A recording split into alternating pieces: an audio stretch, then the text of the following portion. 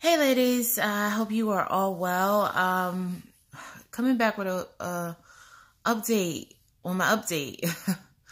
um, so I recorded a video yesterday, which I completely forgot to. I came in the house yesterday and I just, crashed and was done for the night. And I completely forgot to upload the video I recorded yesterday, so I'm going to probably upload both of them today, even though one was yesterday and one's today. They'll upload them at the same time. And today is Friday, December 14th. I just came on to kind of vent about advocating for your own health. Now, everybody's not going to agree with me because I understand that, most women trying to conceive, a lot of them have been trying for a really long time, or they'd be willing to, cut their right arm off to get pregnant or to have a baby. I am not one of those women. So, you feel however you want to feel about that. I want a child, but I just definitely think that my health is number one, especially at this stage in the game. As of right now, I'm 8 weeks, 3 days pregnant. Without me, there is no baby. So if my health is not at its top point, its peak, there's no baby. This is not a situation where a baby can survive outside the womb. It cannot. So if it came down to it and we had to make a choice, the choice is going to be for me. Hopefully that's not what happens, but so... like I said, I didn't upload the yesterday video, but in that video I talk about these chills that I've been having. And I don't know if I stressed it enough in yesterday's video, but when I mean chills, I mean severe chills. And I didn't even know severe chills were a thing. Before this, the only time I ever really had chills is maybe if I had like a cold that might have been maybe flu-ish. I don't even think I've actually ever had the flu outright. But when I say chills, just going all up and down my body, sometimes at work, it didn't matter the time of the day, but it was a lot worse at night. And when I say night, I mean like maybe, 7, 6, 8, that type of time, maybe later, but the evening. And to the point that it was, I can't get warm. It doesn't matter what the temperature is on. I can have sweatpants, sweatshirt, socks. I am having chills. I noticed that at work, even though my office has been pretty comfortable lately, well, you would think it would be comfortable because it's been like 74, 75, 76 degrees on my thermostat. But if I drink something cold, I notice the chills running through me, or I'm just feeling cold and having chills out of nowhere. So I'm putting on sweaters, even though I have a sweater on, I'm putting on sweaters. It wasn't good. And these aren't just like normal chills, like they're your skin is crawling type chills running up and down your body. I don't know how to describe it in a more colorful way. It's not comfortable. It's not like, ooh, chill, it's like, oh my God, like what is wrong with me? So last night I got up because I was doing, first when I come home, the only thing I have enough energy to do is wash the makeup off my face and get in bed. Like that's all I do.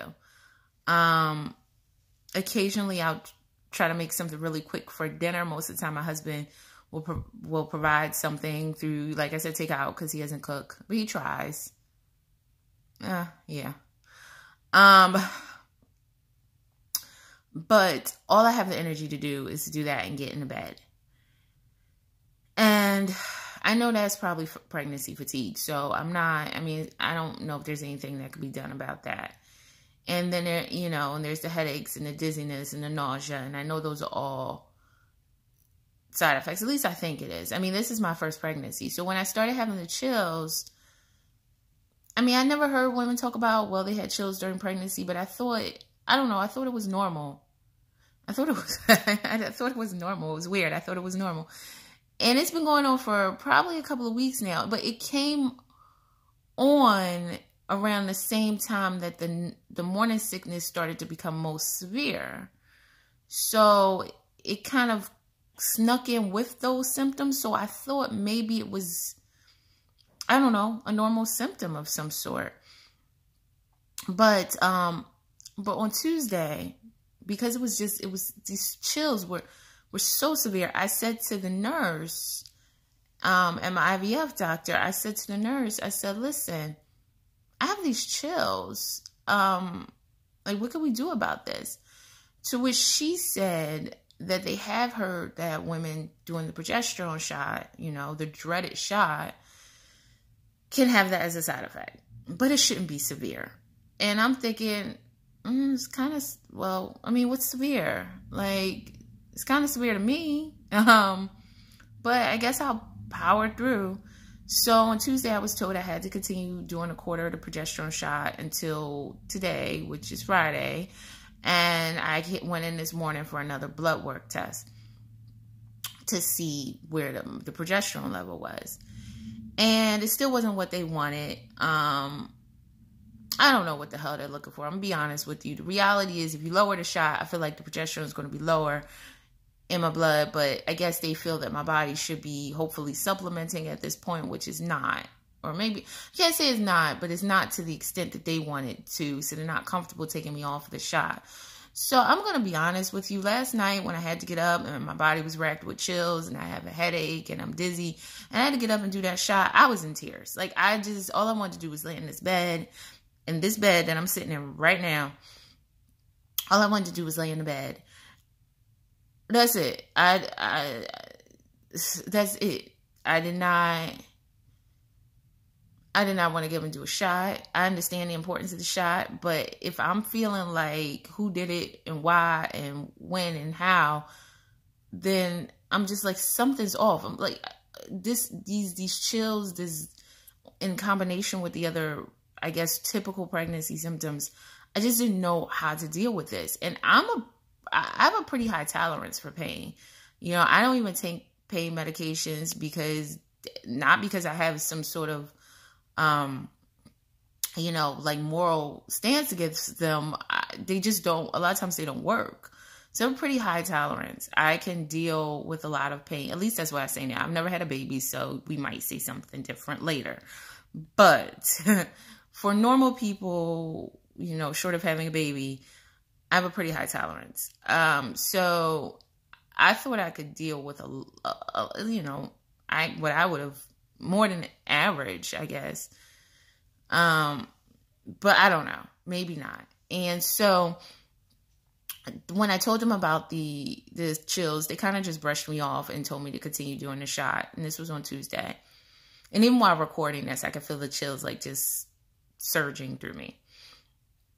And so today, this morning, after being in tears while doing the shot last night and feeling like this can't be right, something has to be going on here, I called the nurse line again. I mean, I should have maybe spoken to the doctor, but he's a little hard to get in contact with. He will call you back though. But I called the nurse line and I said, hey, I spoke with this nurse, Katie, on Tuesday. I told her about these chills. These chills are insane. Somebody need to figure out something. We got to do something. If my blood work comes back and he wants me to continue on this progesterone shot, I don't know what we're going to do. We need to stop it. I don't know what we're going to do, but we got to do something. There's no way I can continue to live like this. It is to the point that it is impacting my day-to-day. I cannot function. I understand I'm dealing with some other things, including a whole bunch of hormones, but I cannot function. I cannot, you know, the chills are just, I mean, I can't say debilitating, right? Because I'm going to work, I'm doing things, but they're really disruptive. And who would think you would ever say such a thing about chills? So, so when the nurse called me this afternoon, the same nurse, I've been talking to the same nurse the entire time I've been doing the progesterone check-ins. She called and she said you know, that the level was okay. It was good, but it's not what they want. That's what she said. It's good, but it's not what they want. And they'd like to see a little bit higher. And then she says, and about the side effects, well, you know, basically I need to continue. So I'm screaming about, listen, my health is most important. Someone needs to check me for something. Something is, you know, she says it's the flu. I mean, I don't know what the flu looks like, but I don't think this is the flu. I don't have any other flu-like symptoms that I can think of. I mean, it's crazy because yesterday I took my temperature because I was having these chills, and I took my temperature, and I've been having the chills, but I have never taken my temperature, full disclosure. This is the first time I've taken them since the chills started. And, you know, I felt so uncomfortable and hot to my, you know, doing the, you know, I'm thinking I'm so, you know, this means nothing, no, right? I'm thinking I felt so hot to myself. I was like, I'm at like 110 degrees. I'm probably had to go to the emergency room. Like, I felt so hot, you know, doing this, basically doing the temperature test. But once I got the thermometer, it said 98.6. So yeah, there was no fever, and I just couldn't understand because I'm like, well, how do I feel this off? These chills and this temperature off. I mean, someone could explain. No one could explain it to me. The doctors can't, you know, the nurse is just saying, and she's talking to the doctor, and she said she told the doctor, and I guess based on my irate message that I left this morning about how somebody need to figure something out, they decided to, well, one, they still think that maybe it was the flu. I don't know.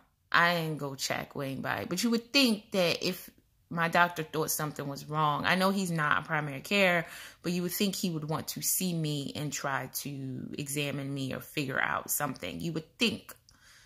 But they were like, well, you go see your primary care doctor. And I said, okay, well, it's Friday afternoon. You know, I can't get an appointment like that right now. But in New York City, I don't know if they're in other places. I mean, I do know they're in a few neighboring states, but I don't know if they're all over the country. There are these places called urgent care, like City Med or City MD or whatever, urgent care centers. And I was thinking, well, maybe I could just walk into an urgent care. Maybe I could walk into an urgent care. But I was like, but what do I tell them? Do I tell them, okay, well, I just finished IVF and I'm 8 weeks pregnant, but you know, I'm having these chills. Can you check me to see what's going on? Because my doctor is an idiot and won't try to help. And I told the nurse that I felt that they were putting the pregnancy over my health, because you just keep telling me to do the shot, but you're not checking into my overall health. And I mean, if something's going on, you know, let's not just keep pushing the shot. Let's see, you know, come in, let's figure it out. Let's see what we can do other than just let me see a phlebotomist, or however you say it, to draw some blood for a progesterone check-in. I'm like, why don't you say, let's try to see her, because she is complaining about this. But at this point, I don't really trust, because at the end of the day, their objective is one thing, to get you pregnant. And by any means necessary, I think. And would they not jeopardize, but would they feel that my health is secondary? I don't know. I mean, you know, like I said, if something's wrong with me, it doesn't, if I'm running around with a fever, you know, that's not healthy for the baby. If I, you know, so you would think their concern would be primarily with me. The other thing is that, I mean, as Black women, we have a higher rate of death in pregnancy and childbirth than other ethnicities. And that's true as I sit here today in 2018, the end of 2018, and probably will be true going into 2019, that Black women die more often just from pregnancy. Okay, just from childbirth, pregnancy, something that billions of people, I guess, do every day, or I don't know, but just from that. And I mean, this is real. You can Google it, research it, look it up. Like, you would think this was the 1800s or something like that. Why are we the only ethnicity group? I mean, women shouldn't be dying usually from childbirth and pregnancy anyway, right? It's just something that happens so often. I mean, occasionally, but you know, there should be like extreme circumstances. Well, Black women, listen up. In addition to the higher likelihood of having hypertension and diabetes and all these other great things that happens with us, you also, I mean, if you're a childbearing age, have a higher likelihood of death in childbirth. That's why it's very important that you take your own health into your hands and advocate, because oftentimes I feel that people don't listen. And I know for a fact my doctor or nurse combination they were brushing me off about these chills. And then listen, I'm not saying that these chills could cause death. I pray not. But I'm just saying, whatever it is, why are you not taking it seriously when I'm telling you that this is what's going on? You know, you're just like, oh, maybe you have a flu. But I mean, I'm telling you how bad this is. And I mean, I don't have any sneezing. I don't have any of the other flu-like symptoms. So I don't know.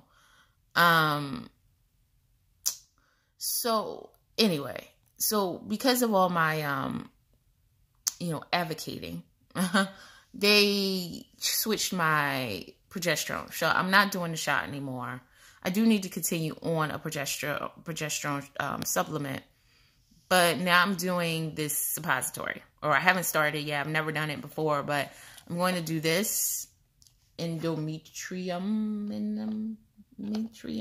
Yeah, you see it. It's 21 suppositories. You have to do them twice a day, which is weird because that's not an even number. But anyway, I'm going to start tonight.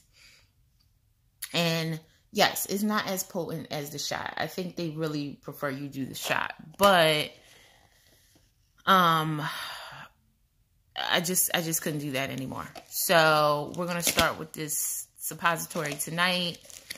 And I'll continue it every morning and evening. So it's a little more work than a shot.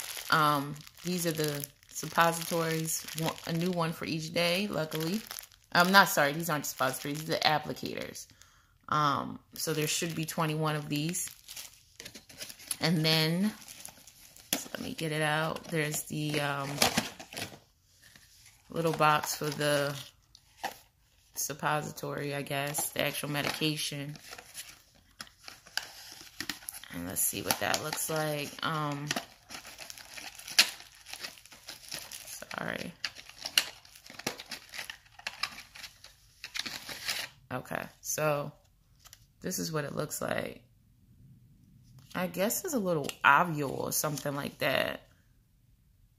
And it just says it's an insert. I mean, I don't know. I was thinking something like Vagisil. I don't know if anyone used back the older Vagisils. I mean, now they have the little ovule things that you could just, that looks something like this shape, I guess, and you could just, it's like a little thing that dissolves in you. But if you don't get that one, you get that tube and you gotta fill the tube. That's what I thought it would be, but maybe this will be easier. I asked about the side effects for this. I mean, no one's going to tell you the truth. That's what I found out. Like, people don't want to tell you. I mean, this whole chills thing, this is an uncommon side effect, apparently, of the progesterone shot. I mean, it might just be a progesterone in general, but they think that I won't have this same side effect on this thing. So, I spoke with the pharmacist about it. I had to physically pick this one up because I needed it right away. And I went to, my local pharmacy, luckily had it in stock, even though we had to call around for a few pharmacies because most of them did not have it in stock and had to order it. But one of them did have it in stock. And the pharmacist told me that first of all, she was like 12 years old. But she did tell me that the largest side effect are blood clots. That's what she said, or uterine torsion or something.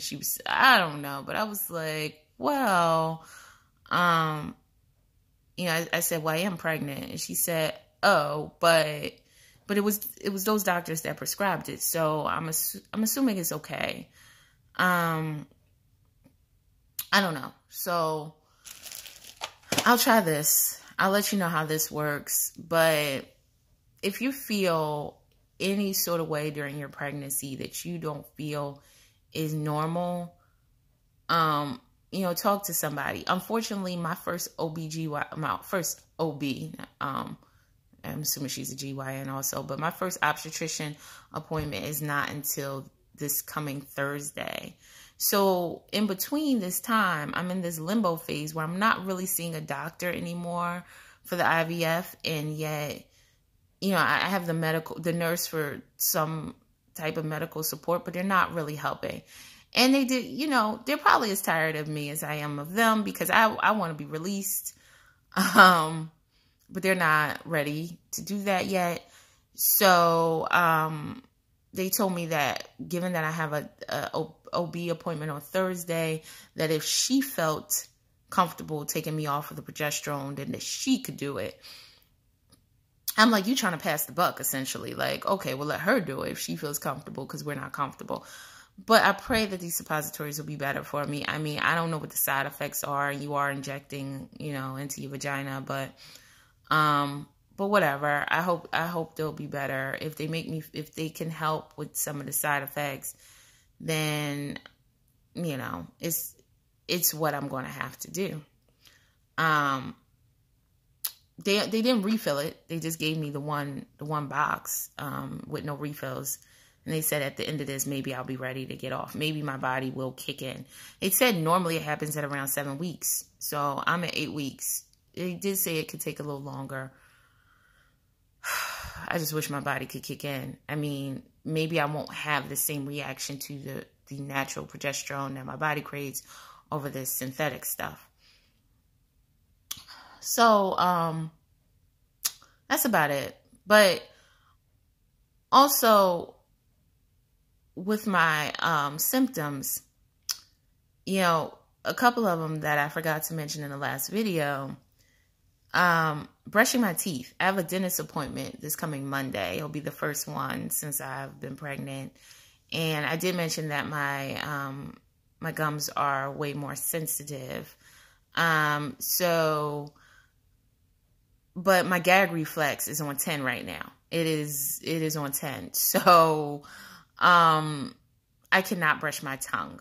So I don't know. People might feel like, oh, that's disgusting. But I always brush my teeth and brush my tongue. And I cannot. Like these last maybe week or 2 weeks, I cannot brush my tongue anymore. Putting the toothbrush there to even start brushing my tongue will make me start, and vomiting. So not going to happen. So what I've been doing is just flossing, brushing my teeth, and using mouthwash. And I know that's not the ideal situation, but it is what it is. I don't know if I didn't expect to have this whole sensitivity to brushing my tongue. But yeah, I tried to stick it out and brush it, but I can't get it out far enough. It doesn't, I guess I could. I don't know. Anyway, so I haven't, I've just been using mouthwash, hoping that helps. And if I have to talk to people at work, I try to stay away from them, or maybe use mints. But I am brushing my teeth. And using mouthwash. I just can't brush my tongue right now. And also,